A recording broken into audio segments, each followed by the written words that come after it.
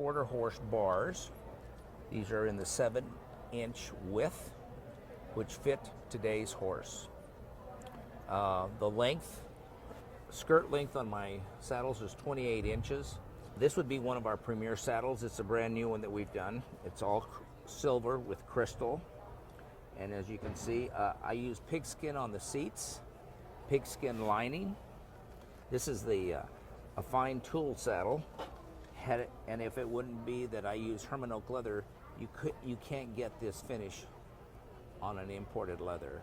The leather has to be grain fed for at least 150 days. All my hides are no brands. They're all Midwest steers is what I prefer. And that's the only way you can get this tooling done. The way I cut a saddle is I cut the inside seam out to give the place for the upper thigh. If I didn't do this, the rider would tilt forward. If you cut the seat across, there's nowhere for the leg to go, and so it tilts the rider forward. Certain breeds just naturally have a shorter back. The gypsies, the Tennessee walking, the saddlebreds, the Morgans all have shorter backs, so they require a shorter skirted saddle. Rather than making a saddle that's uncomfortable to the horse, where this part would be pounding on the kidney and hurting them, you cut the skirt down to accommodate that back. We do this all the time.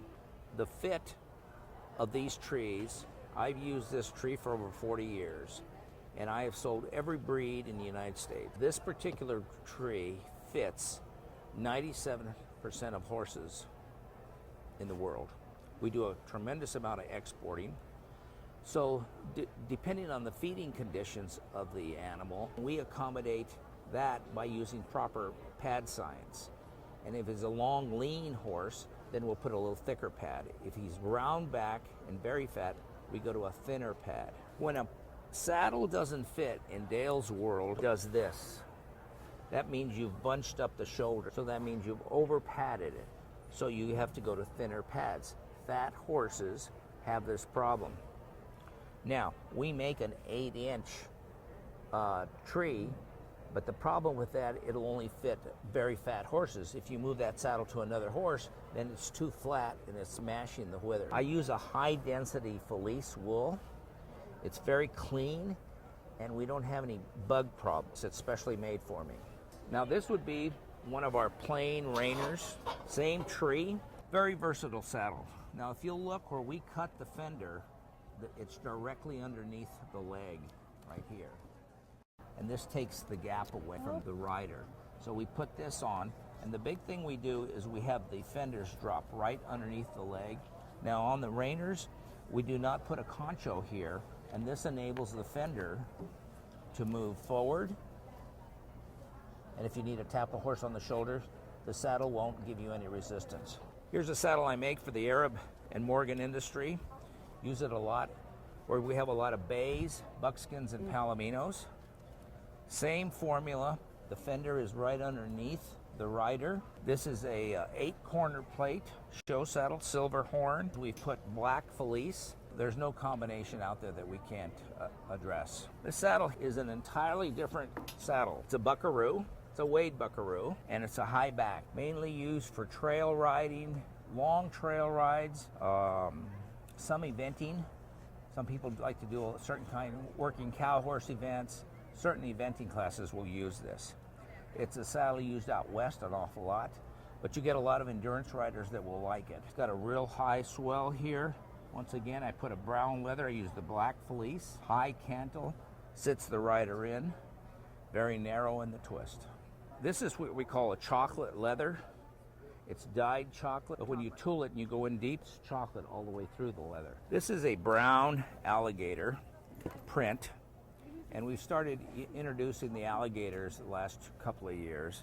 Has a beautiful effect, beautiful cosmetic effect on the saddle. This is an 8-corner plate silver dot alligator trim. But if you'll notice where the fenders are, they're directly underneath the leg. So it has that flow, which the riders like. Got these quick change buckles. I do not use the Blevins buckles anymore. I use these quick changes, and they're much quicker, less bulky on the leg. Here we are with one of my pride and joys. This is a walk trot saddle.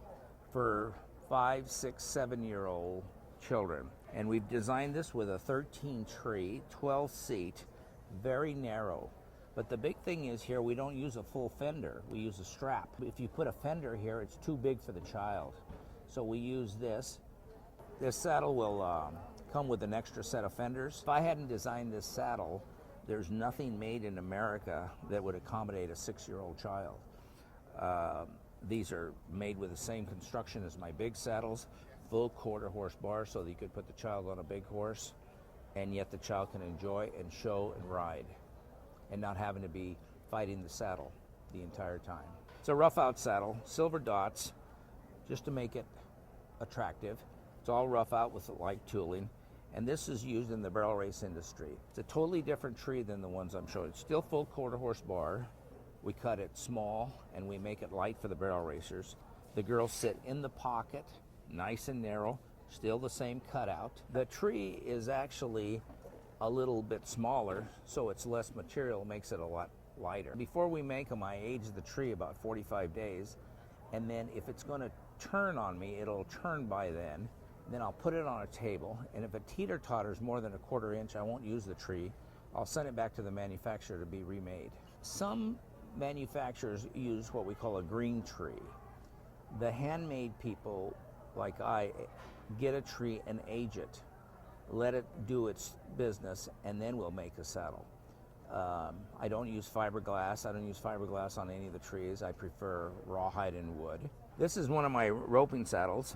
We use this quite extensively. This is a Deluxe Roper, and I use this. I do different combinations of tooling on this, and this saddle is used in the arena for competition. This is a saddle I ride. I prefer a small seated saddle, so I'll use a 15 tree with a 14.5-inch seat. Same thing, full quarter-horse bars, 27-inch skirt on this one. This is how I measure a saddle. You order a tree, and then there'll be about 3/4 of an inch with padding, and this is what you actually sit in, is the seat. A lot of people measure them different, but this is the way I measure them. So I always want to know what your seat size is, and then I'll figure out what the tree size. I like all the riders sitting on the 17th vertebrae of the horse, which is right here. I do not like to make oversized saddles because you put a lot of uncomfortableness to the horse by pounding on the kidney and the point of the hip. What I do when I'm fitting a horse is I'll take the horse and just put the saddle on, and as long as the saddle doesn't tilt, I know it fits. Then I'll look at the horse's body weight. A fat horse takes less pad than a thinner horse. We have horses that go downhill, and we have a wither pad that we use to prevent that. When a saddle does this, then I know it's bunched up too much in the shoulder. These are some of the newer saddles that we've done. So I use a lot of copper and black in my saddles. This is a saddle that I made, and I did the complete set. The bridle, the blanket, and the saddle, and everything ties together. And this is the way a lot of riders like to buy their outfits completely made. A lot of copper with my silver. This is a very distinctive, it's a brand new saddle, so the leather is crystal white, whitish, and it'll turn a real pretty olive. But this is a real dramatic saddle. Somebody that wants a complete